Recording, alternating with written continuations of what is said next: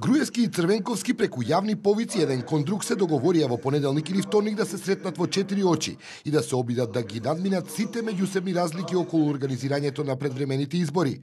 Повикот за средба стигна од Груевски 10 минути пред закажаната пресконференција на лидерот на социјалдемократите Бранко Црвенковски.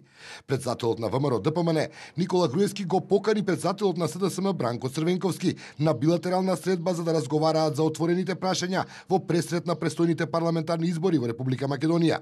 Иницијативата на Груевски, како што соопшти денеска Центарот за комуникации на ВМРО ДПМН, е во интерес на престојниот изборен процес и приоритетите на државата.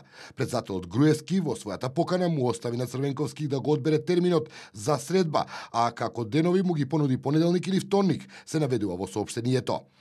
Повикот за лидерска средба и подавањето рака од страна на СДСМ кон ВМРО ДПМН е била договорено на синокешниот извршен одбор на социјалдемократите. Или ми ги чита мислите, или разговорите. Црвенковски тврди дека не само тој, туку и сите други власта ги прислушува.